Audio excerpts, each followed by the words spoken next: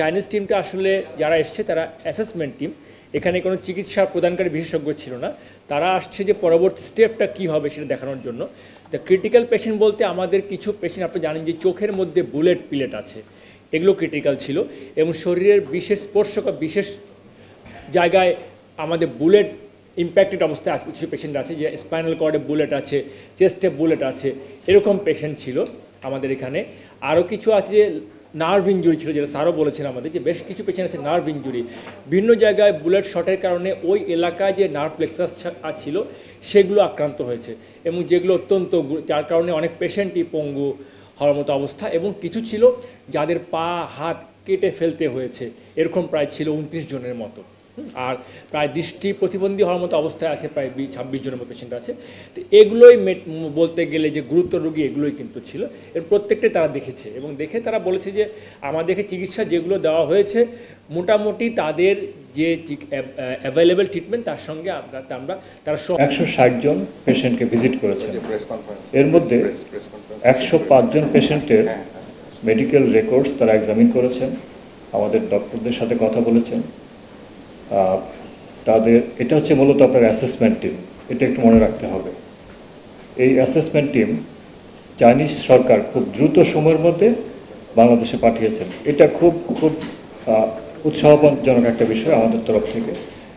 আমাদের রিকোয়েস্টের পরে ওনারা চাইনিজ সরকার মাত্র 24 ঘন্টা সময় নিয়েছেন এই টিমটা গঠন করার জন্য এবং পরবর্তী 48 ঘন্টার মধ্যে তারা টিমটাকে বাংলাদেশে পাঠিয়েছেন। তো এখানে আমরা চাইনিজ সরকারের যে আন্তরিকতাটা দেখতে পাচ্ছি সেটা অসাধারণ। এত দ্রুত সময়ের মধ্যে আপনার একটা টিম গঠন করে বাংলাদেশে পাঠানো, এটা খুবই অসাধারণ একটা ঘটনা। এবং আমাদের নানা রকম সীমাবদ্ধতার মধ্যেও তারা খুব আন্তরিকভাবে 5টা হাসপাতাল ভিজিট করেছেন। তারা আমাদের ডক্টরদেরকে তাদের তরফ থেকে যে সমস্ত পরামর্শ দেওয়ার প্রয়োজন ছিল সেগুলো দিয়েছেন। এই 105 জন পেশেন্টের মধ্যে আপনার কয়েকজন পেশেন্ট খুব ক্রিটিক্যালি ইনজুর্ড। এই ক্রিটিক্যালি ইনজুর্ড পেশেন্টের বিষয়ে কিছু সাজেশন তারা দিয়েছেন। আর যেহেতু আমরা বলেছি যে এটা একটা অ্যাসেসমেন্ট টিম, ওনারা চায়নাতে ফিরে গিয়ে ওনাদের আরও সিনিয়র এবং অভিজ্ঞ কলিগদের সাথে কথা বলে তারা নিজেদের একটা পূর্ণাঙ্গ অ্যাসেসমেন্ট আমাদেরকে পরে পাঠাবেন। তার ভিত্তিতে আমাদের যদি কোনো আরও ভালো ট্রিটমেন্ট করার প্রয়োজন হয় সেটা আমরা নিশ্চয়ই করব। তো এই ক্রিটিক্যালি ইনজুর্ড পেশেন্টের মধ্যে 2-3 জন আছেন আইসিইউতে এবং কিছু আছে আপনার নার্ভ ইনজুর্ড পেশেন্টস এবং একজন আছে আপনার আই পেশেন্ট। তো আমরা চেষ্টা করছি যে চাইনিজ এক্সপার্টদেরকে বাংলাদেশে এনে অথবা যদি প্রয়োজন হয়, এটা প্রয়োজনের নিরিখে অবশ্যই, যদি আমাদের এখানে ইকুইপমেন্টাল লিমিটেশন বলেন অথবা আপনার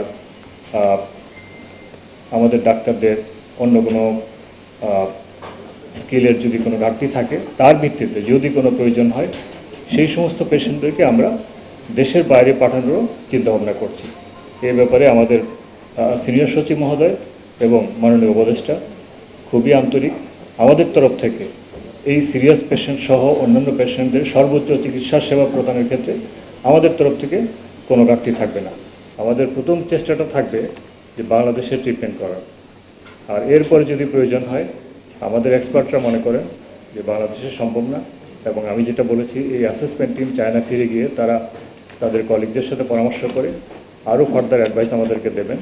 তার ভিত্তিতে আমরা সিদ্ধান্ত নেব এদেরকে যদি বিদেশে পাঠানোর প্রয়োজন হয় সেই উদ্যোগ আমাদের চলমান থাকবে। আর কিছু আছেন আপনার নার্ভ ইনজুর্ড পেশেন্ট, সেটাও আলোচনা হয়েছে। এরকম পেশেন্ট হবে 8 থেকে 10 জন। এই নার্ভ ইনজুর্ড পেশেন্টদেরকেও আমরা যদি প্রয়োজন হয় উন্নত চিকিৎসার জন্য বিদেশে পাঠানো, আমরা সেটাও আমাদের বিবেচনার মধ্যে আছে।